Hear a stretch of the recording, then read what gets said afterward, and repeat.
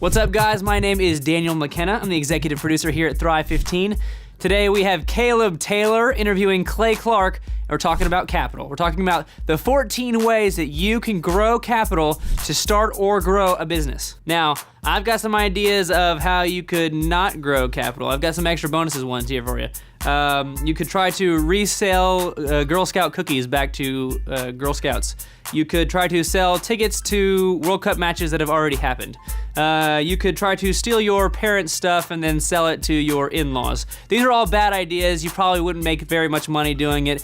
But Clay and Caleb are going to talk to you about 14 other ways to actually grow some capital you need. Here at Thrive, knowledge without application is meaningless unless you're taking the time to actually learn something and apply it to your business or your life. Watching this video is going to be more meaningless than the credit score of Detroit.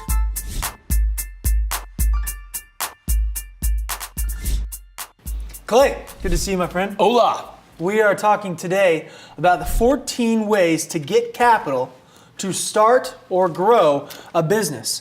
But before we start, I've got 3 different definitions here because we want to clarify what it is we're talking about. Sure. The first definition is from dictionary.com.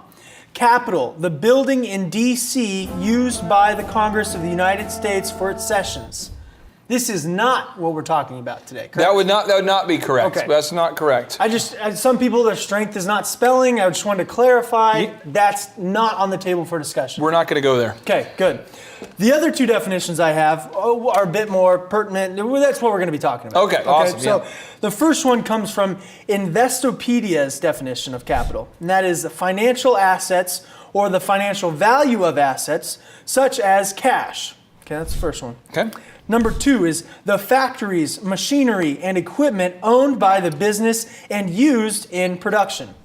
What does this mean to you, Clay? Well, let's look at each one here. We'll go with definition number 1 here.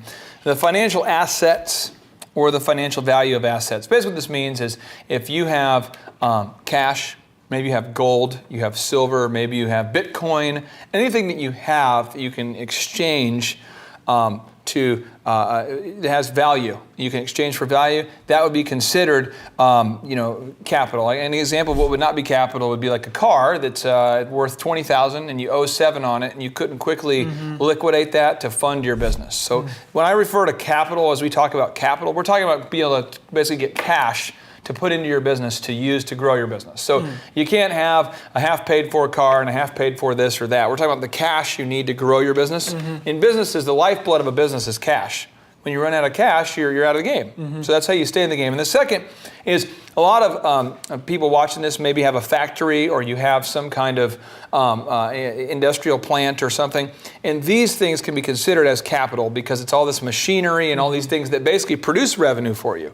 And so that's the 2 different definitions. Okay, I got it. Now, I know Napoleon Hill, one of your favorite authors here, author of Think and Grow Rich, he wrote and defined capital as capital consists not alone of money, but more particularly of the highly organized, intelligent group of men who plan ways and means of using money efficiently for the good of the public and profitability to themselves. So elaborate on that a little bit for us. Well, Napoleon Hill, what he's talking about with capital is he's talking about how literally when a group of men or women get together for the concept of adding value to the marketplace, he believes that's a form of capital.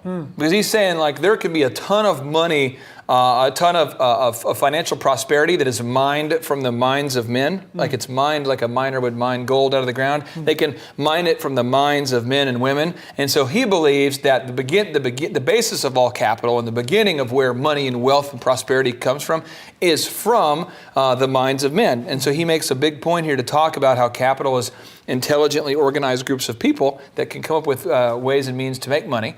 And he believes that you can't make money unless you're offering a service that is of value to the marketplace. Right.